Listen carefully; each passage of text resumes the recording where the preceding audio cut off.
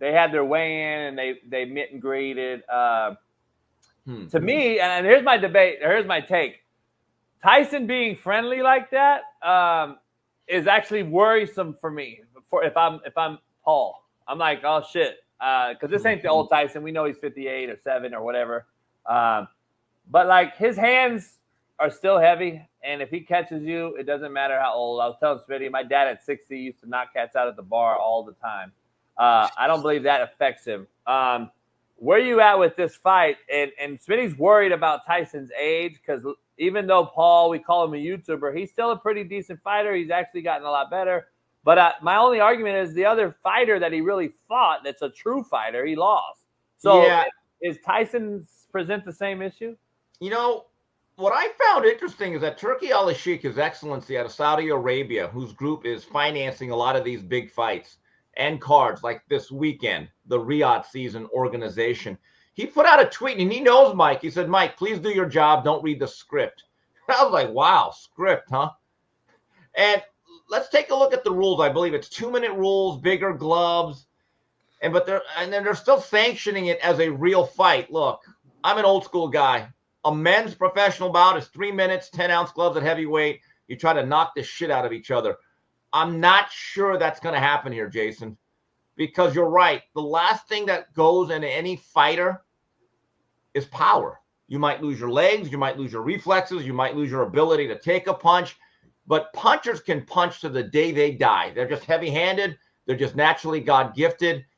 And I want to see if Mike actually will try to knock the hell out of Jake Paul. Now, if he does and Jake Paul survives, I'll give him credit. But if it's a work, it's a work. Yeah. You know.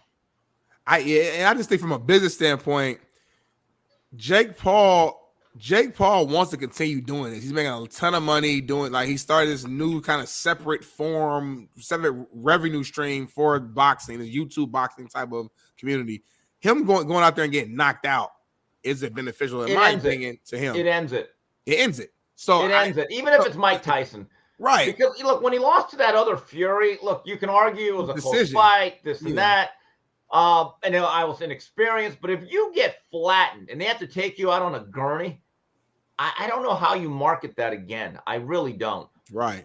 Which is why I don't think it's going to happen, which is why I have questions of like, are they really going to fight? Number one. Right. Like, seriously.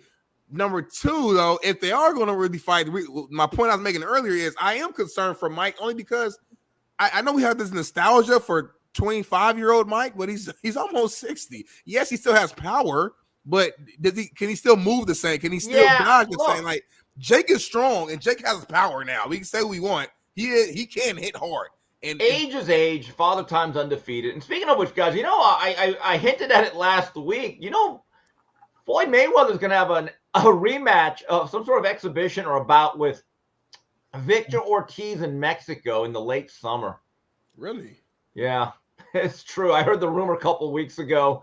I tweeted about it, and then I think Chava Rodriguez from ESPN put out an official report. He must need the money. he must actually need the money if he's still doing this. So 50 Cent's right. He's broke. He's never been wrong. 50's never been wrong when it came to that. 50 plays around a lot, but with Floyd, he's pretty accurate when it comes to Floyd. Damn, that's interesting.